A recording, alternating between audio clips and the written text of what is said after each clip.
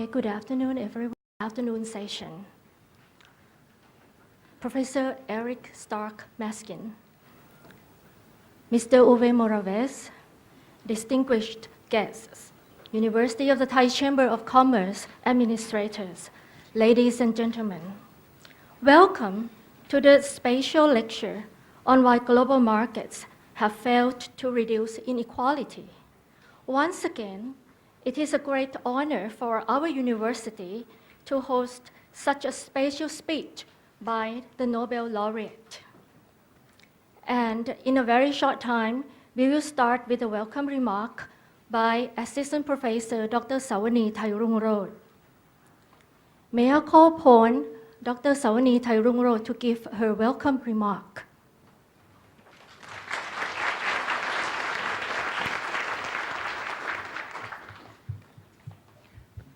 Professor Eric S. Maskin, UTCC administrators, distinguished guests, ladies and gentlemen, on behalf of the University of the Thai Chamber of Commerce, may I welcome all of you to our special lecture co-organized by University of the Thai Chamber of Commerce and the International Peace Foundation.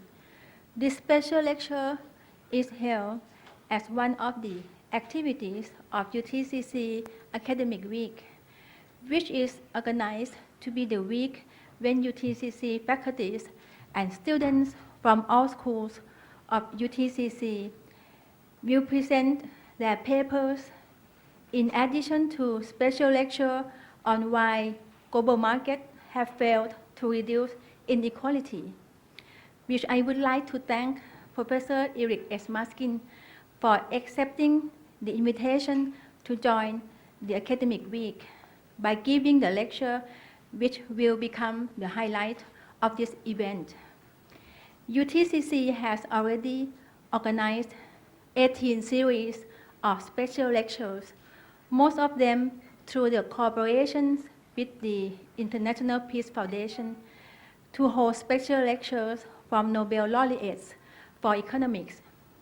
In the past, we have had the honors from many Nobel laureates as follows: Professor James Heckman, 2000 Nobel laureate; Professor Robert A. Mundell, 1999 Nobel laureate; Professor Finn E. Kitland, 2004 Nobel laureate; and Professor Engel, 2003 Nobel laureate, as well as Mr. James D. Wolfenson, former president of the World Bank. UTCC is proud to work with International Peace Foundation in building up a culture of peace, which can be achieved through broad international cooperation among higher education institutes by creating networks and partnerships with a broad range of institutions, organizations, educationalists and researchers, as well as with civil society at large. In the lecture today, Professor Eric Maskin, 2007 Nobel laureate for economics, will lead you all to the insight of why global markets have failed to reduce inequality. A great deal of talk is heard these days about the problem of inequality, also about globalization. Is it true that globalization creates new pressure of inequalities within countries, and how? Please follow. May I thank Professor Eric S. Maskin, Mr. Uwe Morawetz, Chairman of International Peace Foundation, honorary guests, participants, and audiences. I truly believe this lecture will provide a good forum, motivation, and inspiration for interesting people and public. All through this lecture, I can picture all of you as a caravan of peacemakers moving along the road to equality and harmonious world. Thank you.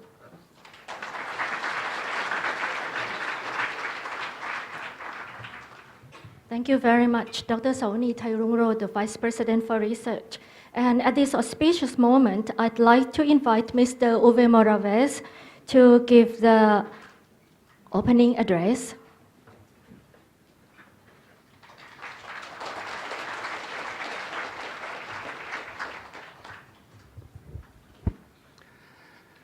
Sawadee Krap, and welcome to the third ASEAN event series, Bridges, Dialogues Towards a Culture of Peace.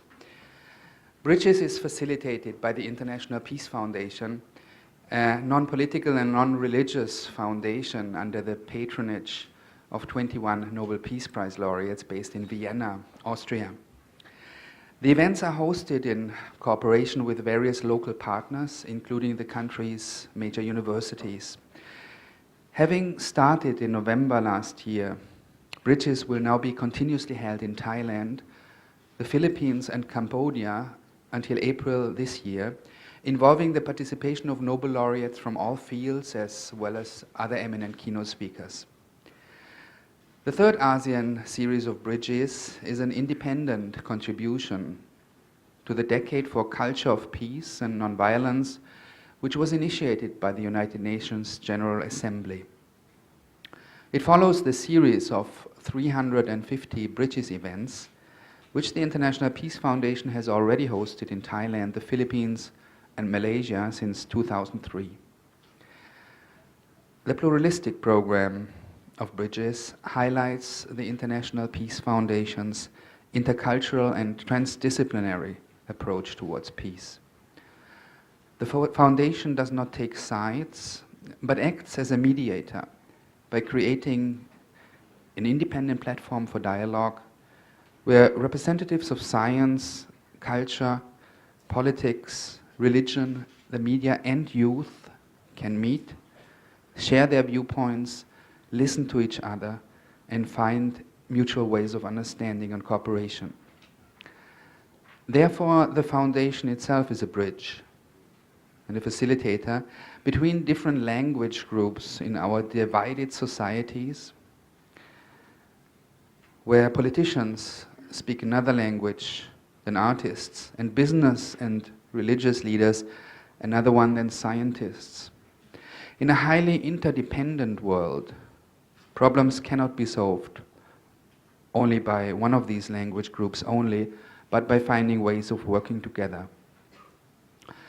After the success of Bridges in Thailand, the Philippines, and Malaysia, the International Peace Foundation has now been invited by other ASEAN countries to build further bridges towards peace and international understanding by expanding its program in Southeast Asia to stimulate the intellectual, scientific, and cultural exchange in the region.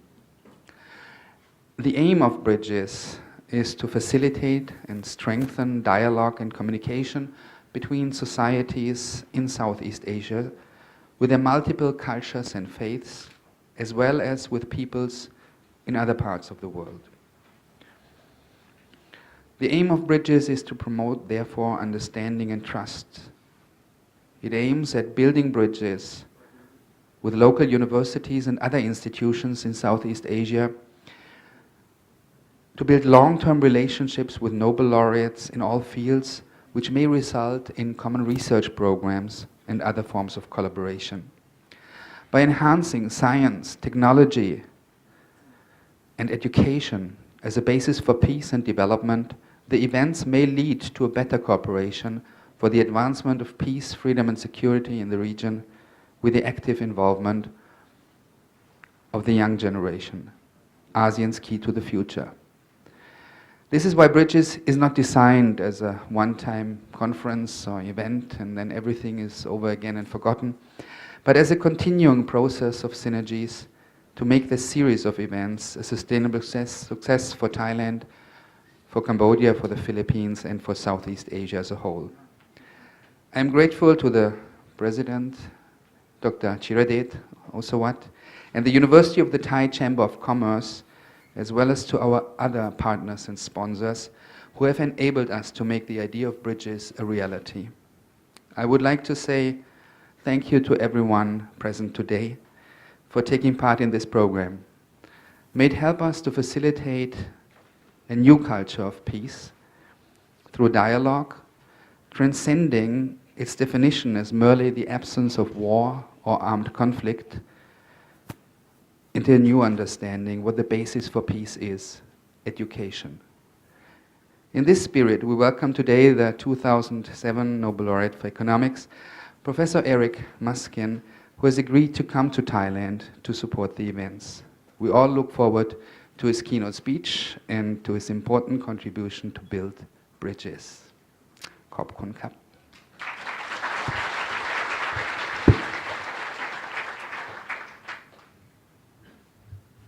Thank you very much, Mr. Morawetz, Chairman of the Board of Directors, International Peace Foundation. And now it's time for the highlight of the day. And today I have an honor to introduce our keynote speaker, Professor Eric S. Maskin. He's a famous American economist who's attended Harvard University, where he received his AB in mathematics and PhD in applied mathematics. While being a research fellow at Jesus College, he received an honorary MA degree from University of Cambridge. He was a professor at MIT and Harvard. Currently, he's a visiting lecturer at Princeton University, New Jersey. Most of his work in the mid-70s was in the area of implementation theory. In the early 80s, Professor began his work on the subject of optimal oceans, and in the early 90s, he gave advice to the Bank of Italy on possible reforms in the system of oceaning treasury bonds. And nowadays, Professor works in diverse areas of economic theory, which strongly influence on many areas of economics, political science, and law. He is particularly well known for mechanism design, implementation theory, and dynamic games, which lead to optimal outcomes for all participants. Professor Maskin received various honorary doctorate degrees. Moreover, in 2007, he was awarded the Nobel Laureate for the prize in economics for having laid the foundations of mechanism design theory, a specialized form of game theory. And today, Professor Maskin is going to give a special speech on why global markets have failed to reduce inequality. Ladies and gentlemen, please join me in welcoming Professor Eric S. Maskin.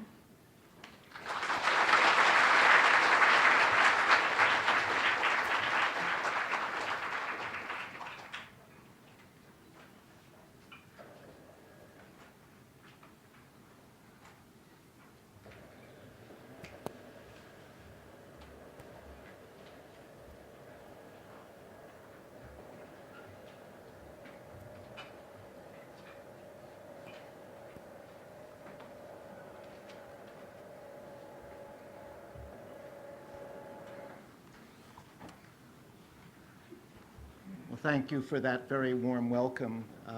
Before I start, I just want to make sure that the microphone is working properly. Can you hear me in the back all right? Good, good. Not that you want to hear me, but in case you do, I wanted to make sure that the sound system was working properly. Well, it's a very great pleasure to have the opportunity to speak to you here at the University of the Thai Chamber of Commerce on what I regard as a critical problem that the world is facing today, why global markets have not reduced inequality. It's unquestionably true that in the last 20 or 25 years or so, there has been an enormous increase in globalization. And by globalization, I mean the idea that more goods are traded between countries, and also the idea that there is more production of goods across national boundaries. What do I mean by more production of goods? across national boundaries? Well, take the phenomenon that Americans and Europeans encounter all the time. They often run into trouble with their computers, their personal computers, and need some advice about what to do. Well, there's typically a telephone number you can call for technical assistance, but when they call that number, they don't get someone in the US or in Europe, they typically get someone in India. And this is a everyday example of the internationalization of production. We are instantly linked to people everywhere in the world as part of the production process. That's a very important part of globalization, which I will be emphasizing later on. Well, why has globalization occurred? It's occurred because, first of all, transportation costs have fallen over time quite dramatically. But even more important, communication costs have fallen dramatically over time. So we can now communicate through electronic means instantly for almost no cost. There has also been a change in the international legal environments. We now have very important international trade agreements which essentially eliminate most important tariffs. This is true in North America with the North American Free Trade Agreement. This is true in Europe with the European Union, and it's now true here in Southeast Asia with the China-ASEAN free trade area. So the world is gradually getting rid of trade barriers, and this has promoted globalization. Globalization has brought with it many promises. One promise that its supporters made when globalization got underway was that this was going to help the poorer countries of the world. It was going to create prosperity where before there was only poverty.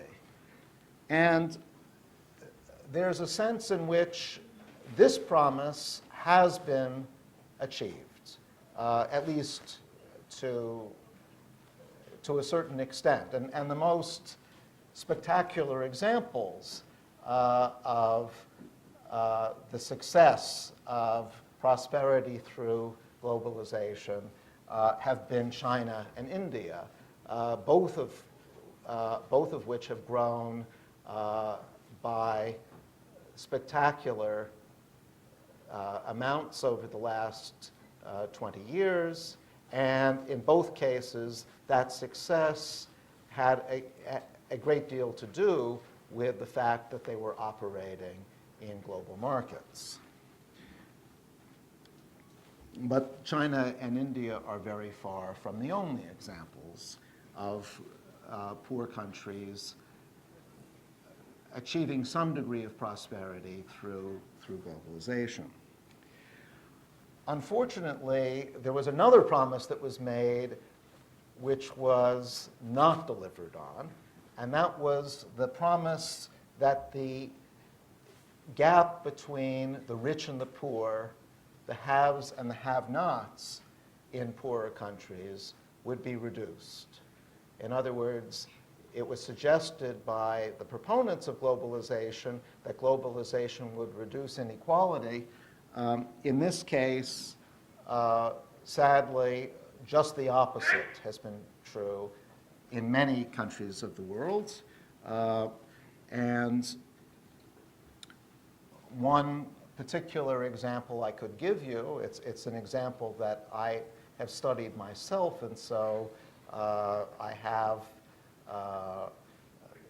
a great deal of experience with this example, but I could equally well talk about other examples too. I'm going to talk about Mexico, but I could be talking instead about Cambodia, for example. Much the same story applies to Cambodia. So Mexico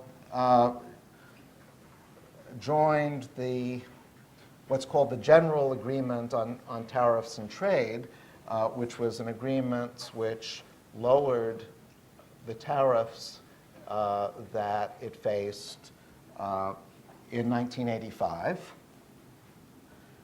so 25 years ago. And this agreement had the effect of reducing tariffs by more than 50%. And almost overnight, there was a dramatic increase in the amount of foreign investment in Mexico. In fact, over the course of 5 years, foreign investment quadrupled, increased by a factor of 4. At the same time, incomes of white-collar workers, these are highly skilled workers, went up by a very significant amount, 13%. But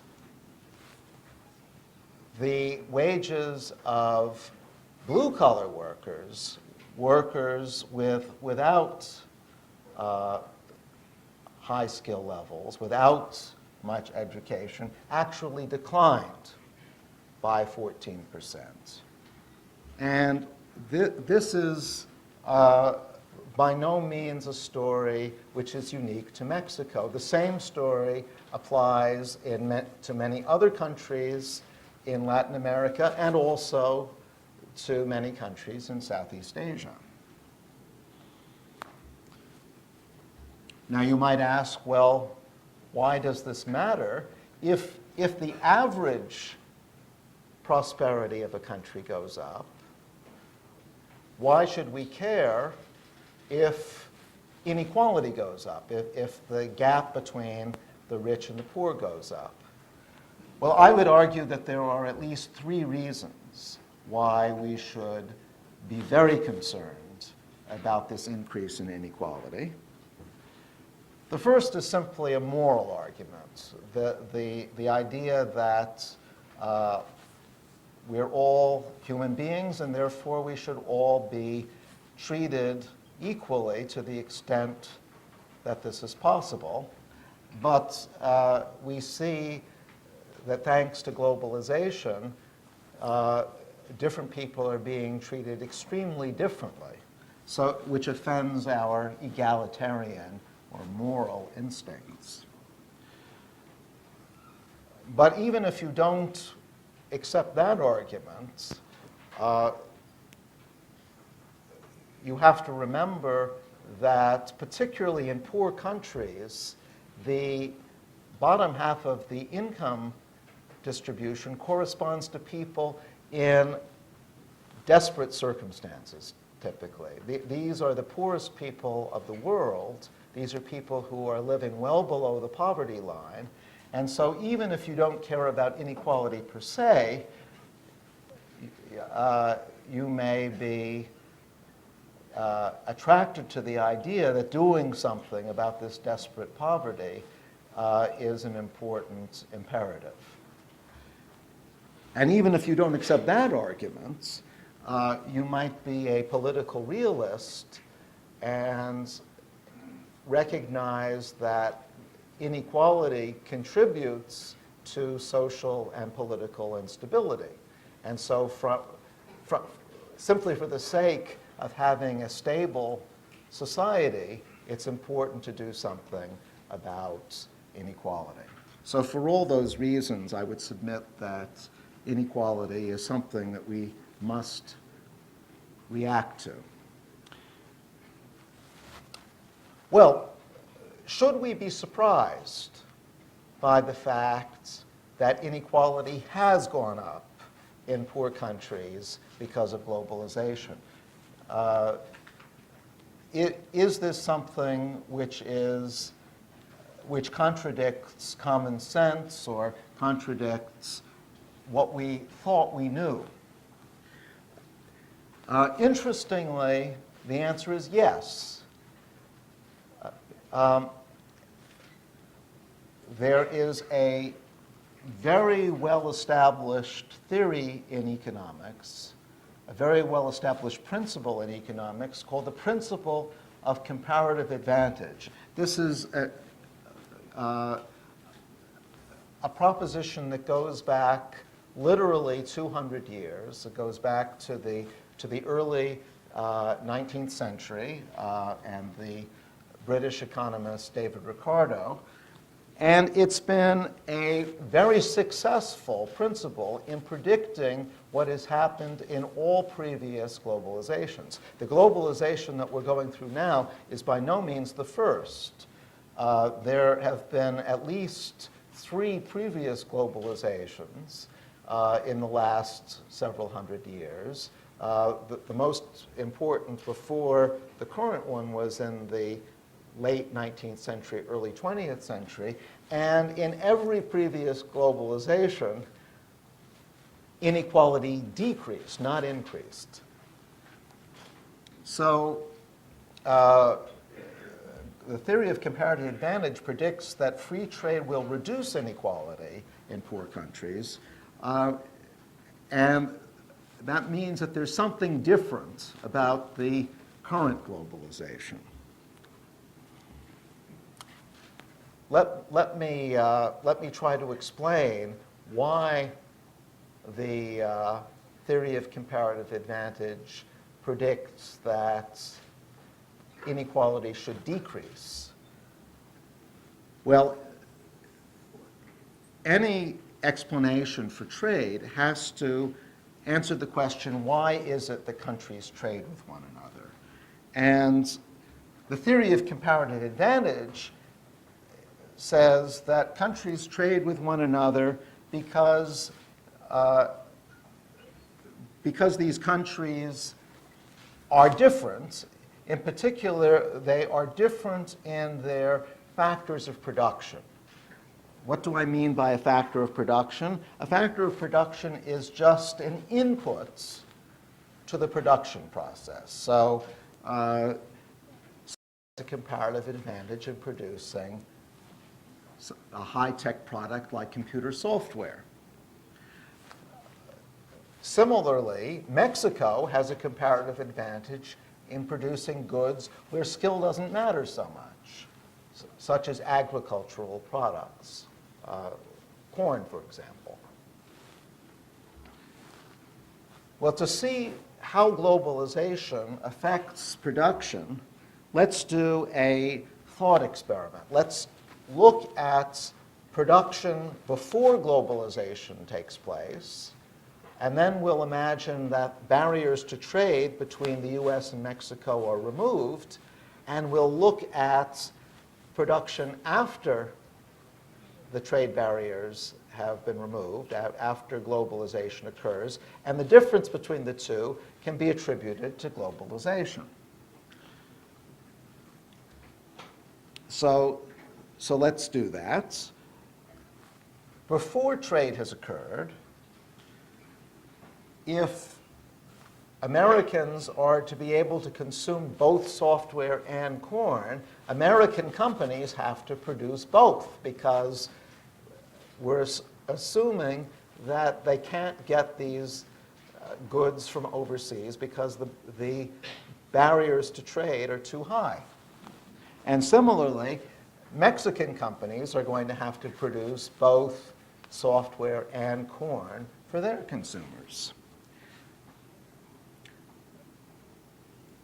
But there's a sense in which when Mexican companies produce software, that is an inefficient use of their labor force. Their labor force is better designed, according to the theory, to produce corn because most of their labor force is unskilled. And so if the Mexican production is diverted into software, that is an inefficient use of the labor force. And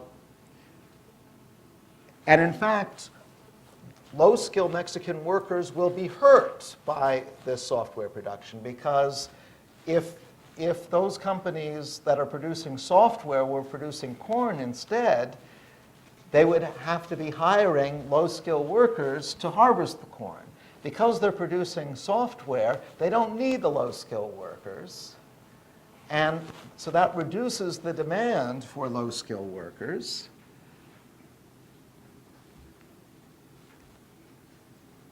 And at the same time, the software production raises the demand for high-skilled workers because software places heavy demands on high-skilled workers. So because Mexico is producing software before globalization occurs, there's going to be upward pressure on high-skill wages, downward pressure on low-skill wages. The low-skill workers are not needed so much. The high-skill workers are needed a lot.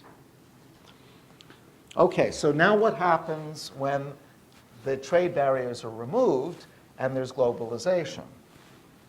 Well, now it's no longer necessary for the U.S. to produce corn, and it wasn't so efficient for them to produce corn anyway because they had this highly skilled workforce. So they will shift from corn to software and import corn from Mexico.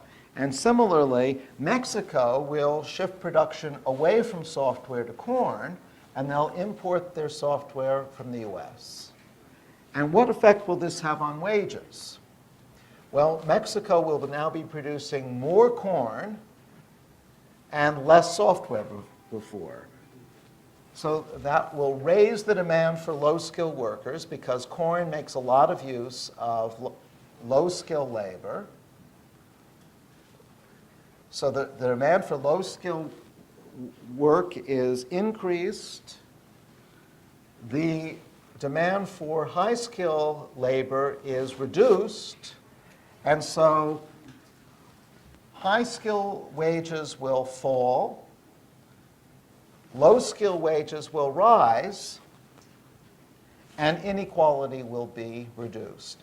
This is the classic argument that all supporters of globalization used to give for why globalization would help the poor. It was this argument.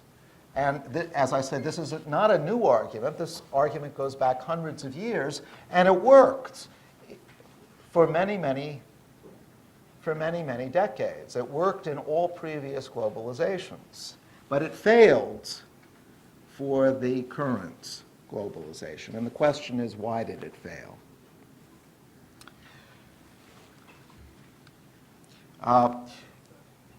One notable success of the theory of comparative advantage was in the late 19th century.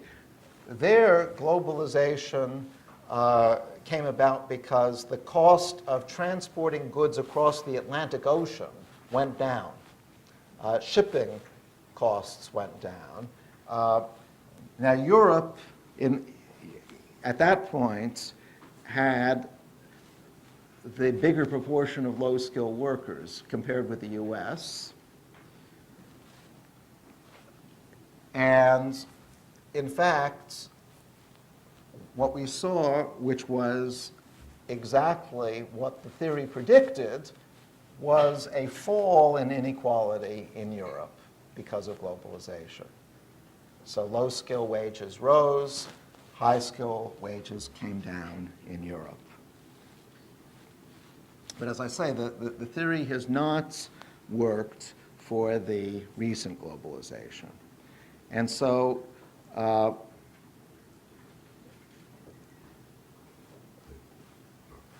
for that reason, there has been an anti-globalization movement which has suggested that perhaps globalization wasn't such a good idea after all.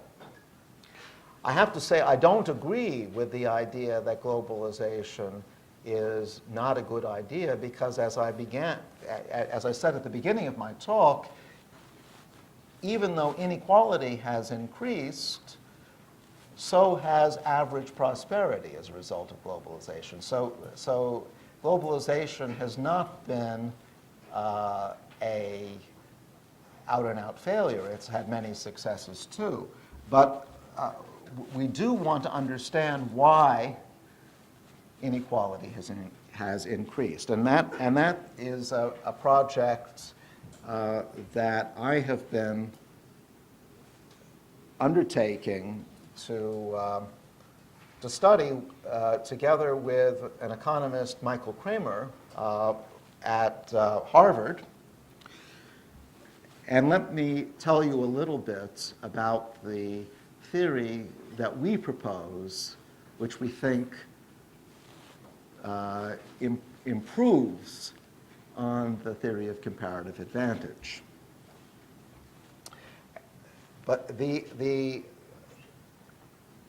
essential starting place is to go back to thinking about globalization as the internationalization of production. So I mentioned before that if you want computer assistance in the US or Europe, you're going to get someone in India. That's an example of the internationalization of production. In fact, the very way that computers are manufactured these days is an international effort. Typically, computers will be designed in the US, they will be programmed somewhere else, perhaps in Europe, and then they will be put together in China. So complicated products like computers, like pharmaceuticals, are typically produced internationally. They cannot be confined to single countries. So let's think of globalization as the internationalization of production. So that's one ingredient. Another important ingredient to the theory is the idea that labor doesn't just come in two varieties, high skill and low skill. There are actually many skill levels in between. For my purposes today, I'm going to assume that there are 4 levels, but that's just to simplify the discussion. In fact, there are many more than just 4 levels.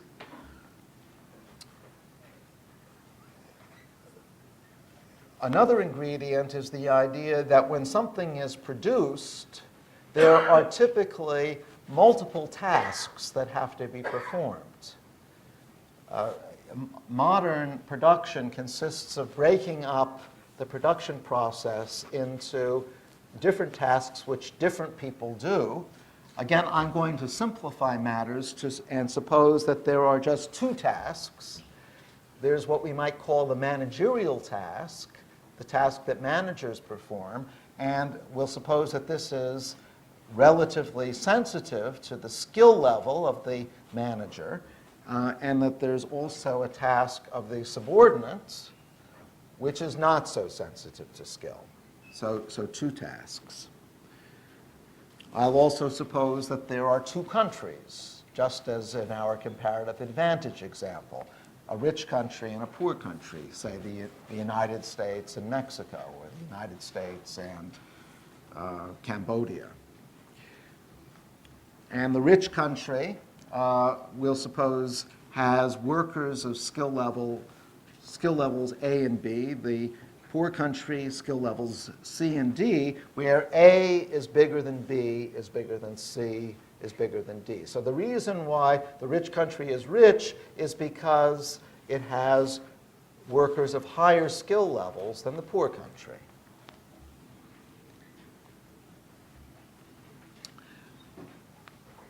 Now, how does output get produced? Well, it gets produced by putting two people together to perform the two tasks involved. So output is produced by matching or putting together a manager and a subordinate.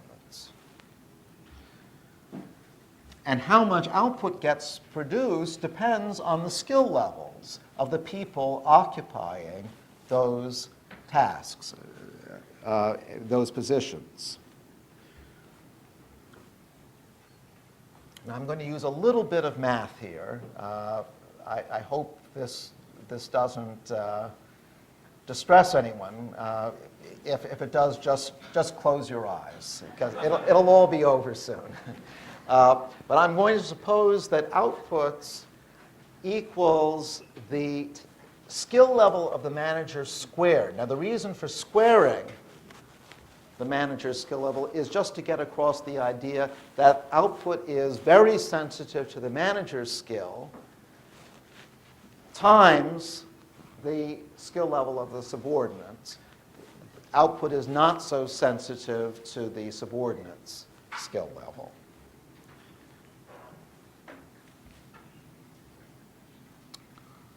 So, for example, if the manager had skill level 4 and the subordinate had skill level 3, output would be 4 squared, 4 times 4, times the skill level of the subordinate 3, or 48.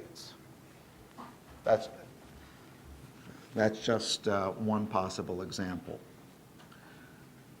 Now, the way that workers are matched with one another is going to depend on the environment. It's going to depend on the distribution of skills that are available. And that's why globalization is going to be important. Globalization will change the distribution of available skills, because now you'll be able to get skills of people who live in different countries, as well as skills of people who live in your own country. But just to give you an example of the different kinds of patterns we could have, let's imagine that the population consists of 2 workers of skill 3, I'll call them 3 workers, and there are 2 workers of skill level 4. I'll call those 4 workers. Now, one way that they could be matched is that a 4 worker could be matched with a 3 worker, and the other 4 worker could be matched with the other 3 worker. I'll call this cross-matching, because in this case, each worker is matched with another worker of a different skill level. So that's cross-matching, and this produces a total output of 96. Another way that they could have been matched is that the 4 worker could have been matched with the other 4 worker. The 3 worker could have been matched with the other 3 worker. This is what's called homogeneous matching, because now the manager and the subordinate have the same skill level. But this produces output which is less. It's only 91. And therefore, if we think that there's competition for workers, we would expect that we will get this pattern of matching, because it produces higher output. Competition gives you greater efficiency, and greater efficiency here means this output rather than this output. But this conclusion that we get homogeneous matching depends very much on the distribution of skills that is available. If we change that distribution, If we change that distribution, and so now we have 2 4 workers and 2 2 workers instead of 2 3 workers, we get a different pattern of matching. Now, if we compare cross-matching with homogeneous matching, we find that homogeneous matching gives rise to higher output, 72 rather than 64. So we don't always get cross-matching. We don't always get homogeneous matching. It all depends on the distribution of skills. Well, this brings me to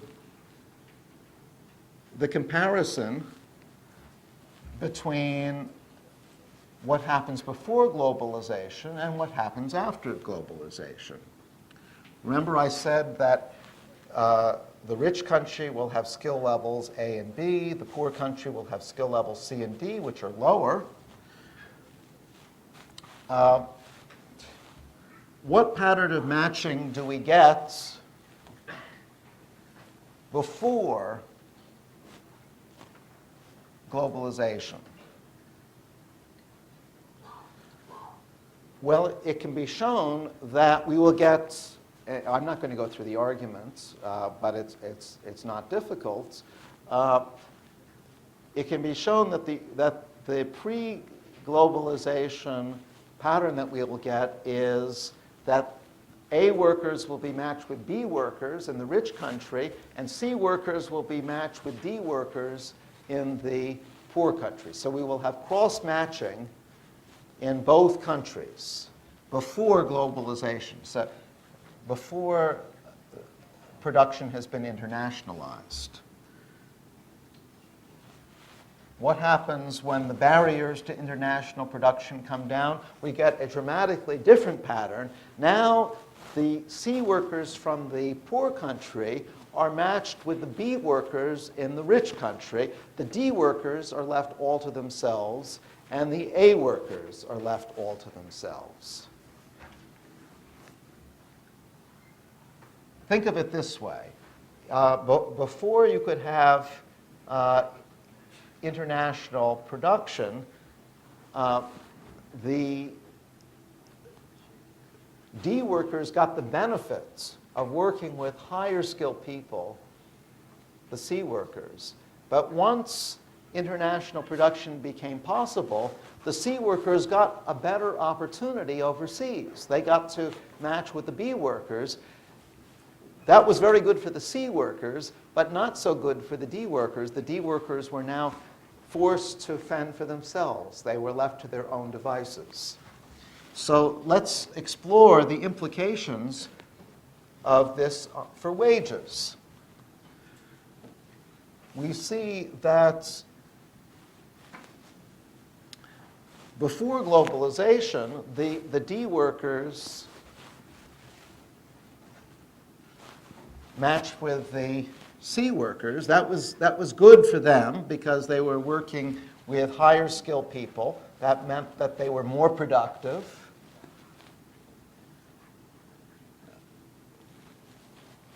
But after globalization, the D workers are left by themselves. That means that their wages will fall as a result of globalization. At the same time, the wages of the C workers go up because they now have this new opportunity, the opportunity to work in an international company with B workers. Think of the